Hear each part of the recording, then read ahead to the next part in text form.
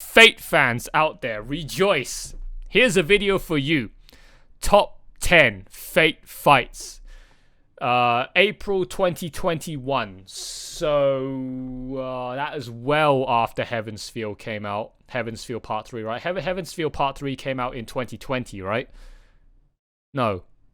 Right? No. Or was it 2021? No, it's 2021. It came out last year. So this was just after Heaven's Feel Part 3 came out. So this is probably... I haven't seen it yet. So this is probably an updated list. Would we like to have a guess as to what fights we're going to get in this top 10? Okay, this top 10 list. 2020 in Japan, but it came out on Blu-ray in 2021, if I'm not mistaken.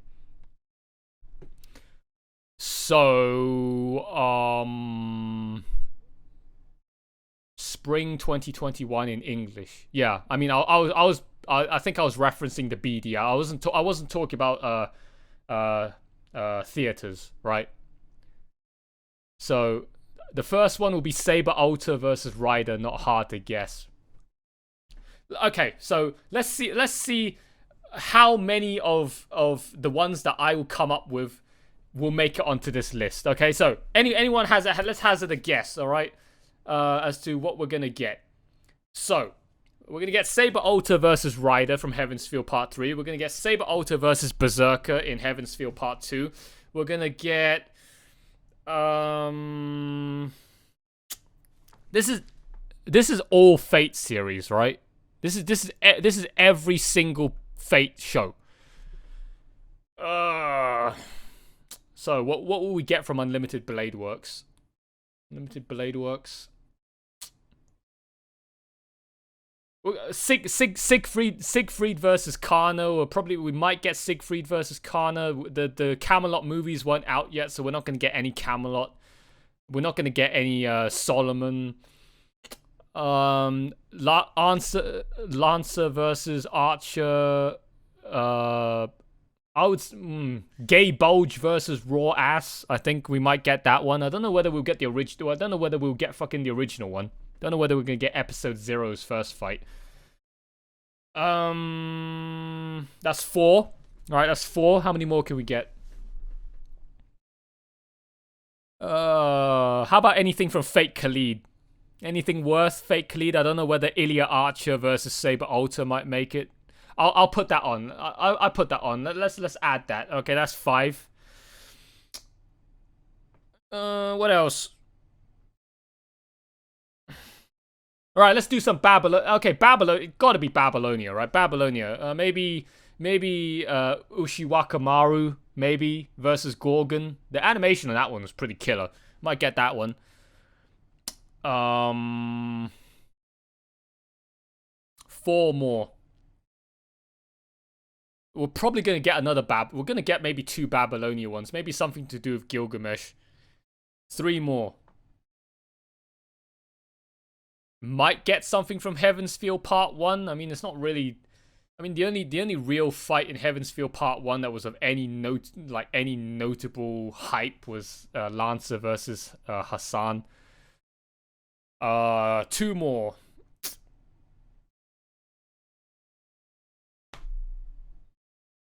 I don't know. Well, time to find out. I've got 8. I've got 8 in the running. Let's see if I can get all 8 of mine, or maybe I'll fail horribly. So, this is top 10 Fate fights. Okay, Fate series fights. Let's see who made it onto the list. Number 1 definitely is probably going to be Saber Ultra versus Rider, but what about the rest of them?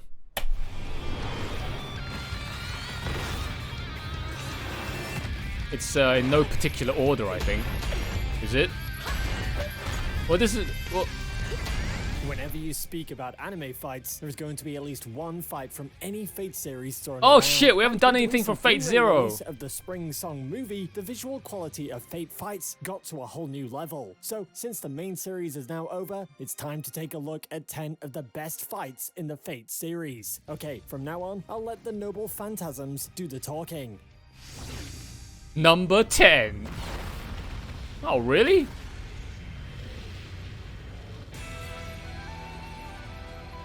I'm amazed at this. Before we continue, look, we just lost 5 Genshin Impact Andes the moment we started Fate. Damn, what a shame. I'm amazed that this fucking video managed to get all of this footage, okay? This isn't even trailer footage because you can hear the OST and the sound effects in the background. How the fuck did this video get movie footage rights? Anyone that puts up any footage of fucking Heaven's Feel on YouTube, you're gonna get instantly fucking cancelled by Aniplex. Sony's gonna go up your ass in a heartbeat. And yet somehow this fucking video manages to like get all of this fucking these clips, okay, from Fate movies, specifically Heaven's Feel movies, and got away with it.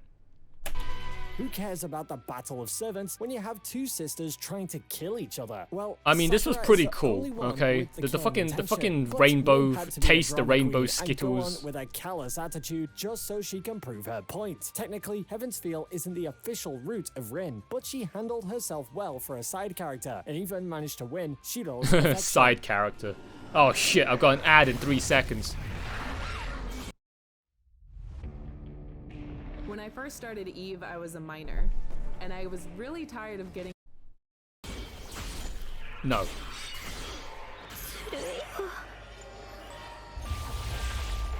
Wow, that's a lot of footage. You should have been cancelled by now. I don't know how Sony fucking let you get away with this. Just be Rin showing she's a badass when she has a knife in her hand. But this is cool. Was a huge Alright. moment for the 2 sisters, and the very final trigger to detach Sakura. I thought fucking Rin died there in that moment. Okay, like I can't remember. I think I was crying during this moment. I was fucking bawling my eyes. I was bawling my eyes out throughout fucking Heaven's Feel Part 3. Period. I think I bawled my eyes out through the whole fucking 2-hour movie just non-stop. This part, I honestly thought Rin was gonna die. Okay, but then turns out she was all right. She may have been impaled right through the fucking chest by one of those dark tentacles, but totally fine. Don't know how she survived that, but she didn't die, so I was happy. If Rin fucking died, okay, that would have left a very, very bittersweet ending, okay, to that trilogy. From the Angra Manu, yeah. So technically, Rin did most of the job.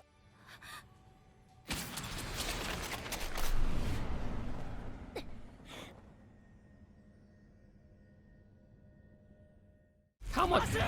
Okay. What? What? This? What? Are you having a laugh? Hey, somebody out there will be happy. Okay. I'm not gonna say who, but people in my Discord will probably know who. Somebody out there will be happy that this made the list. I'm not.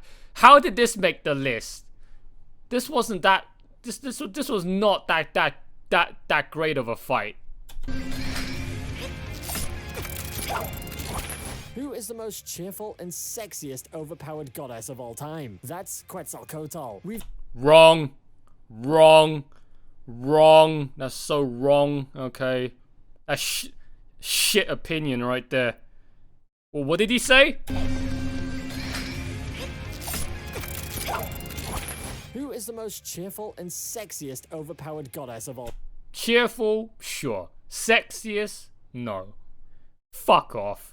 Time. That's Quetzalcoatl. We've got a lot of gods running around in Babylonia, but the one to triumph them all is the one and only Quetzalcoatl. She doesn't challenge only one, but challenges all of them to a 1 versus all fight that ends up with a lot of broken bones and ribs. And can we also take a moment to appreciate the choreography of the fight? It's got aero acrobatics, ground combat, fast-moving cameras, all amalgamating into 2 minutes of jam-packed action that ends with placing Quetzalcoatl on the best girl list. If you are playing the mobile game, now you know which servant to choose for your next battle. Oh, this guy's only got 79k subs. Does this guy even watch anime, bro? That's what you call good choreography and animation and scene transitions and holy shit. This guy is still not yet initiated in the world of cinematography, if you ask me. I didn't think this fight was special, to be honest. Even when I watched it for the first time, I was like, alright. Hey, it made it! Hey, Lancer versus Hassan. This was a pretty cool fight, alright? In anime chases, you get these blurry movements with character monologues. But in Fate, you get to witness a chase that goes through the road, above the buildings, and yeah, no. This shot right here was so cool. Alright, this part right here was fucking hype.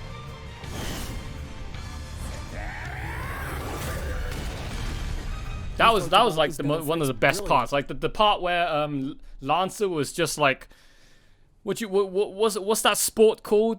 Parkour, yeah, right? Parkour. Fucking Lancer just parkouring through all the fucking skyscraper tops, and then you cut back to he sticks his hand out, and then he goes and retrieves fucking his fucking lance, right? Gay Bog fucking retrieves it, and then you just see the fucking lance just start spinning around, and the whole fucking camera spinning around as the lance is just magically what do you call it? Like homing device, the fucking thing tracking, right? The fucking lance just tracks back to his hand. He's got a fucking tracker like stuck to his palm. That was cool. Camera animation because of the unique way they combine traditional 2D animation with CGI. Now this part, and the result looks absolutely cuts amazing. it out. We have seen Lancer in action a lot, so the main focus of this fight is Assassin, and he managed to shine the spotlight all on himself when he literally ripped the heart out of our favorite servant and fed him to the Holy Grail. What can I say? Lancer died, and you aren't human. Lancer Gashinda. Yeah, no, this part was so cool.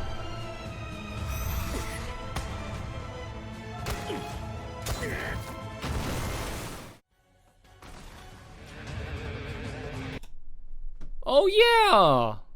No, actually, and since they pointed out, yeah, all right, Saber versus Lancer, their very first engagement in Fate Zero, that was a cool fight. All right, arguably, I think Fate Zero had more animation in it than Unlimited Blade Works did. This fight, especially, this fight was so cool, especially when fucking Lancer, like whips the fucking the fucking lance, okay, over Saber's face, and then Saber just has to do a fucking backflip, fucking Matrix dodge against it, and then he fucking whips the fucking lance forward to go and fucking backhander the back of the head. And then Saber like literally ducks forward with a fucking half-shocked facial expression because everything's flying in her face, okay, going at 100 miles an hour. That was cool. All right, that all of the fucking expressions and animation and whatever, you know, like that they captured that moment real fucking good in this fight.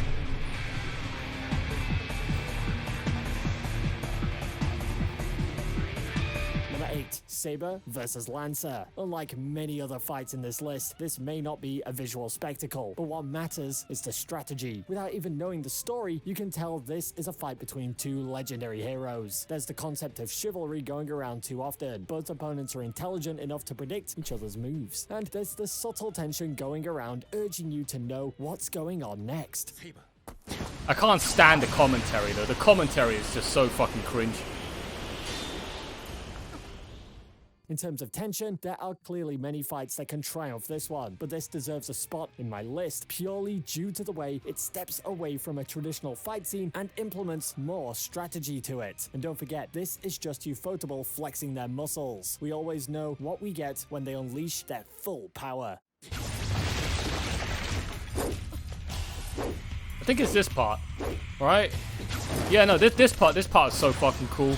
All right, I love this part when I watched this for the first time. Hey! Right. Hey, Player One, do you think you're ready for this? Valorant? Join Valorant and play as one of a global cast of agents from all over the world, mixing first-person shooting, hypernatural powers, and hundreds of tactical strategies to build a powerful team and crush the opponents in an unequal tactical FPS. No. Let's move away from the fight to the main. I can't believe some people actually said that this fight is shit. Is he putting the same music in all? Yeah, I wanted to point that out, but that's just kind of nitpicking, right? He's like in the first 3 fights, he's just been reusing Heaven's Feel soundtrack over and over again in the background, and it's not like it's not what the fuck? English dictionary, English not working.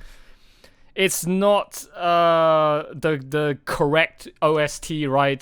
Tying into the particular series of that particular fight that he's referencing. I can't believe some people actually think that Kana versus Sig was a shit fight. I mean, okay. Series and take a look at Fate Apocrypha. In here, you've got servants divided as red and black, all fighting one battle royale to win the Holy Grail. And like all Fate storylines, in the end, the ones still standing strong in the game are the ones who are powerful. This means that you get the best of the fights later in the visuals are shit. Original OST. No, that's not what I was basically referring to. The guys not using the correct OST in relations to that actual series, okay, of that particular fight that he's talking about at that exact moment in time in his top 10 list. That was basically what I was trying to get at. He's just reusing the Heaven's Feel soundtrack in the background, but he's now switched, so you know we don't have to fucking shit on that any further. We can shit on the artwork though. That's something we can shit on. Okay, like people say that this fight was garbage because the art looks like absolute crap, which you know, it is what it is. It looks pretty garbage. But the animation though, to this day, I still think Siegfried versus Kana's fight animation is like one of the best ones I've ever seen. The series, and I'm happy to say they didn't disappoint us with the Sieg versus Kana fight. This wasn't something done by Ufotable, but you can tell it matches the animation style of it all. The animators also made sure to combine their own. It matches the animation. Okay. If you're talking about Heaven's Feel Part 3, sure. If you're referencing Unlimited Blade Works, no. Okay? Hot take. Red pill that Fate fans may not want to swallow. Okay? Unless you've seen a fair amount of anime. I guess he meant flashy fights. Yeah, like the way this guy uses that word is the way that many people I hear that don't know how to use this word properly disappoint us with the Sieg versus Kana fight. This wasn't something done by Ufotable, but you can tell it matches the animation style. Right? It matches the animation. It matches the flashiness, sure. It matches the grand scale, sure. Animation-wise, fuck no. Because people love to constantly swap around the term animation and art style. They think it's interchangeable. But that's not the case. Ufotable, back in their early works, even Unlimited Blade Works, there's like fuck no animation in Unlimited Blade Works. If you're compare it to this fight is what you call pure animation porn.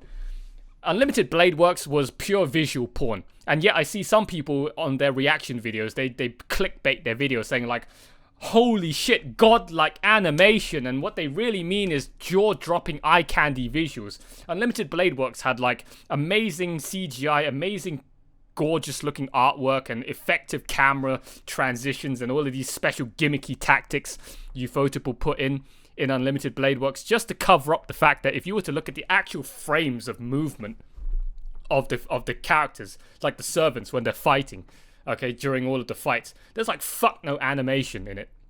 Back then I was captivated because it looked good, all right? But then the longer I watch more anime and I look back at those fights, I mean, we're probably going to see one of the fights coming up later on. You suddenly realize just how stiff a lot of the fucking scenes were back in that show. Of it all. The animators also made sure to combine their own unique style to the fight to make it more Meanwhile, you look at this. This is animation. Just look, everything's moving. Because he was my favorite, but he didn't have the power of being the main character, so his powers had to take a back seat. Right? And then this is the part where Sig turns into a putty person.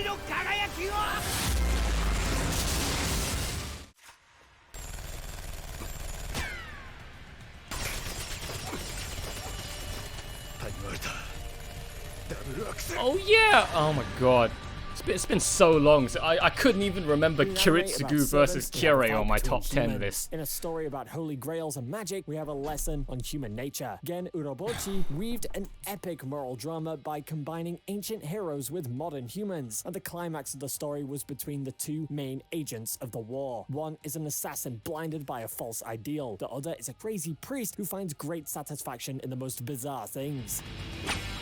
No, he finds satisfaction in other people's suffering. Not just bizarre things.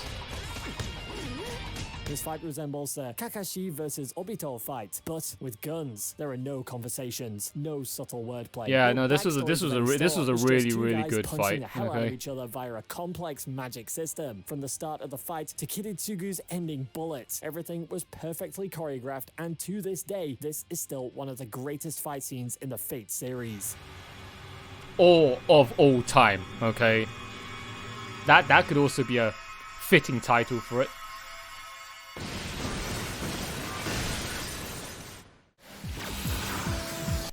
I don't know much about Fate. Not gonna lie, the animation sometimes looks very tempting. Is it truly worth the watch? Oh, well, I could give you the serious answer, and I could give you the meme answer, because we literally just went through the meme answer last week on Sunday. All right? Anybody that was here that watched that stream live, we already know the meme answer. How do I get into Fate? GOOOO will provide you all of the answers you need, but if you want to get into Fate, the serious answer, is it worth it? Yes, it is worth it. If you want to watch Fate, you just need to watch 3 things. Okay, you only need to do 3 things. Okay, if you're paying attention, 3 things. If you have the spare time to commit to Fate, there are 3 shows you need to watch. Fate Zero, which is the one that you just saw. Okay, Fate Zero, that's the prequel, it sets up for then Unlimited Blade Works. Okay, that's the second one, Unlimited Blade Works, which is a 25 episode series, and then you get the trilogy of movies, which is Heaven's Feel. They're all done by Ufotable. I don't care about the fucking prequel versus sequel done in the wrong order. You spoil me, I spoil you. Go in chronological order. You watch Fate Zero first, that came out first. You watch Unlimited Blade Works next, that came out after Fate Zero. And then you watch Heaven's Feel after that. Fate Zero is 25 episodes. Unlimited Blade Work is 25 episodes. So I don't know how long it'll take you to finish 50 episodes. Maybe a month, if not less, if you're binging it. And then you commit yourself to 3 2-hour movies, and the absolute payoff to have gone through that whole journey is to make it to Heaven's Feel Part 3. That's all the worth. That's all your time commitment in watching Fate culminates in that 3rd movie. Then that's the most massive payoff ever. You thought Kimetsu no Yaiba, okay, was Ufotable's crowning achievement, like all the fucking Kimetsu no Yaiba tards out there that don't watch Fate. Big mistake. Heaven's Feel Part 3. That is the true pinnacle masterpiece of Ufotable right now. Until they somehow manage to outdo that, which maybe would be, I don't know, the Demon Slayer Infinity Fortress movie. That could be a contender. Maybe.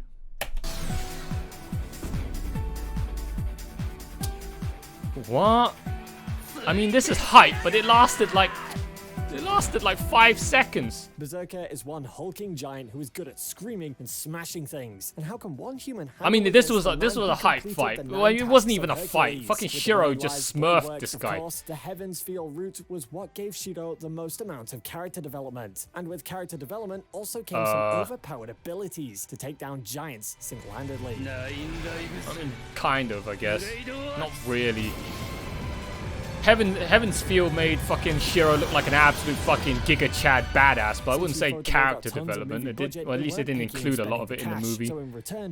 Most of his character development was in fucking Unlimited Blade Works. One of the strongest Greek heroes with his own weapon. Berserker got defeated for a 2nd time in the Heaven's Feel franchise. So sorry, Mr. Hercules. Seems like you didn't land on the healthiest route. The CGI on Berserker in Heaven's Feel Part 3 was garbage. And apparently that was artistic intent. Apparently the director who was fucking organizing that scene, okay, who's the main character? Don't worry about it, okay? Don't worry about it. Just all you need to do is just go through Fate Zero, Unlimited Blade Works, and Heaven's Feel. As for all of your other questions for the time being, don't worry about it, okay? Berserker in this part look like shit. This is like peak shit Ufotable CGI right here. In the part where you see like Berserker crawling out of the woods and Shiro still dive bombing down from the sky, and then Berserker, you know, that part of the scene, right? Berserker then looks up. If you remember, if you've seen the movie and you know what part I'm talking about, that part, the CGI in that part just looks so bad.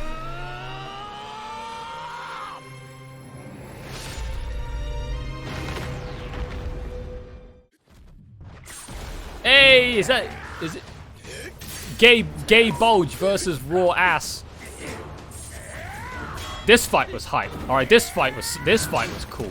The two servants with the most rotten mouths go into a fight, and in return, you get a visual spectacle. Even though people are speaking a lot about other fights, I feel like this one isn't discussed very much in the community. If you judge by the name and think this is a fight between a guy with a bow and a guy with a lance, well, you're sorely mistaken. Think again.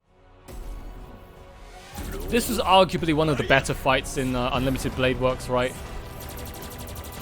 This one definitely had, I mean... Oh, hello. You must be here for your appointment. Your honey appointment. I'm here to help you out. Fuck off. How many ads is that now? That was like 4 ads. This is a 13-minute video and this motherfucker's put in like 4... I'm probably going to get 2 more by the time this video's over. It's going to be 6 ads in a fucking 13-minute video. Disgusting. So what's the secret of this fight? Magic, animation, noble phantasms. Boy, there's a whole lot going on here. But the servants unleashed their best attacks, and Ufotable didn't forget to complement all of that with their superb animation. Archer and Lancer gave us one hell of a showdown, and their fight was one of the best anime fights I won't rip on you for this fight. This fight had above average animation compared to the other parts of this series. Hey! I think I got most of my list, right? This fight, oh my god, this fight was so good. Alright, this fight was fucking hype. Saber was a badass back when she was a normal servant, but her alter form takes things a step further and doesn't forget to land nukes with each of her attacks. That was only one major fight scene in the second Heaven's Field. Holy shit, when the OST started playing when Berserker resurrected himself, oh my god, it was so good. Still one of the fucking greatest fights I've ever seen in my life. This fight was so good.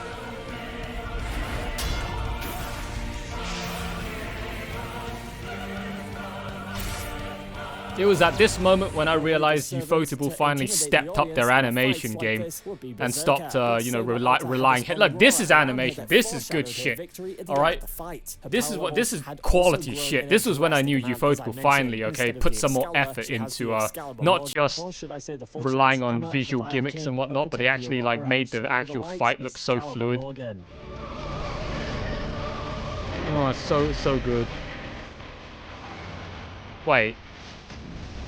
So, oh no, was that the teaser? Oh no, this is it. No, yeah. What a surprise! What a surprise! This was #1.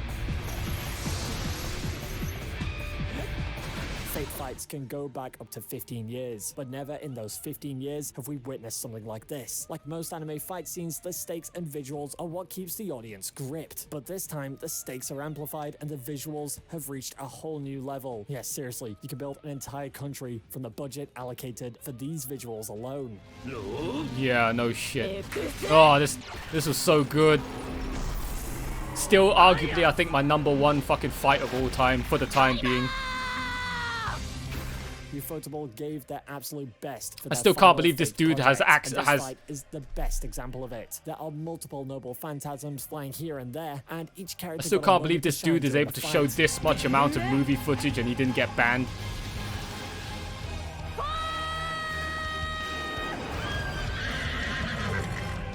It was rather tragic to see Saber being one of the final villains in this specific Fate route. But on the other hand, we got to see Ryder and Shiro trusting each other and using powers to their highest potential. I don't know about you, but this is the most visually stunning fight I've ever seen in any anime so far. And I challenge you to prove me wrong. True. Can't prove him wrong. I'd say that's a fact right there. True. Okay. I haven't seen another fight. Okay, that has. I mean. There have been some. I'm not gonna lie. There have been some fights in season 2 of Kimetsu no Yaiba that have piqued my interest. If you guys haven't seen season 2 of Demon Slayer, you guys gotta check that shit out. Like that is Ufotable somehow managed to pull out fucking Heaven's Feel Part 3 levels of production quality in all of season 2 of Demon Slayer. It was starting to make me question whether Saber Ultra versus Ryder was the best fight I've ever seen in my whole life. But I still think Heaven's Feel Saber Ultra versus Ryder is the best fight scene I've ever seen in my whole life for the time being. Okay. I don't know what's gonna possibly beat that in the next few years. The only thing they screwed up about Heaven's Feel was they didn't show that Shiro turned into a vegetable towards the end.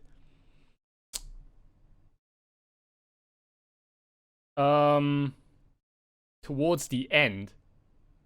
You mean after he quote-unquote died? Apparently, somebody told me in the comment sections, because they skipped it out in the movie, that Shiro, in his final moments when the Greater Grail blew up, right, the whole part explode. So I'm sorry to anybody. Spoilers, okay. Unfortunately, spoilers. You know when Shiro fucking, bit the dust at the end of the third movie? Apparently, his soul was put inside Ilya, right? There was like a fragment left of fucking Ilya's corpse that Shiro was stuffed into. And then that leftover, stuffed over corpse of Ilya was sitting at the bottom of a lake. And then an eternity later, Ryder comes in and fishes fucking the doll body of Ilya out from the lake that had Shiro's Heaven's Field fucking soul stuck in it. And then they extracted his soul and put it into the mannequin. I don't know if that's accurate or not. That's what somebody told me. Apparently that's how it happened in the visual novel. Unlimited Blade Works and Heaven's Field 2 Berserker looked fine. They should have kept him. Yeah, right? They should have kept him like that. I mean, after he got Archer's hand, he gradually lost his memories, but in the anime, this was almost not shown.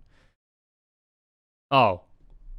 I didn't know that. I didn't know that was how it worked. I mean, towards the end, when he started having all the blades grow out of him, he could barely speak to Ryder, right? When handing over the keys to the house, right? And Ryder was carrying off Sakura to safety. He looked like he was turning into a vegetable by that point.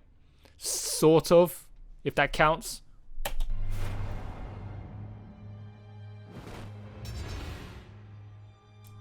This was sad. Okay.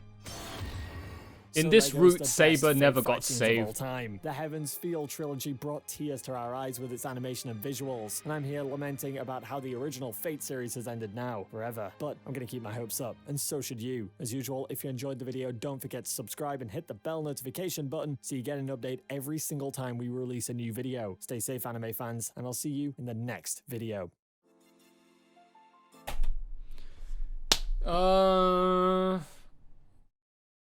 What did he say?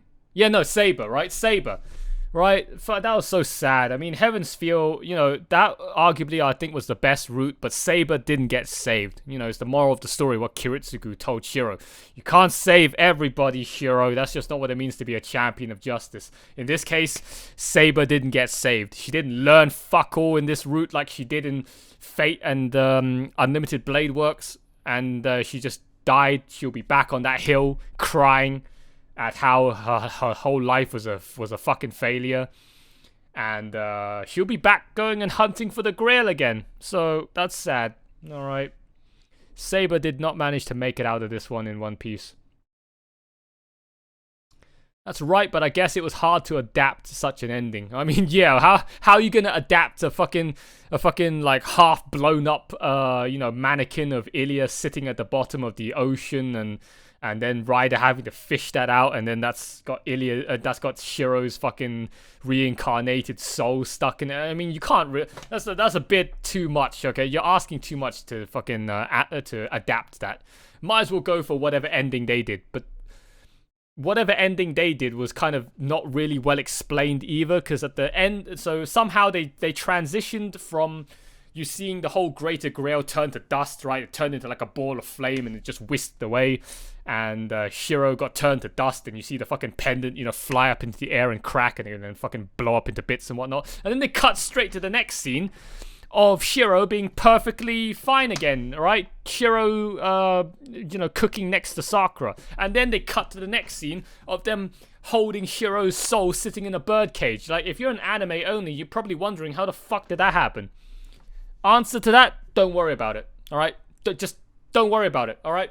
Just know that it happened. Shiro turned into a fucking ball of light in a birdcage. Just don't worry about it, alright? Other than that, it was a good movie.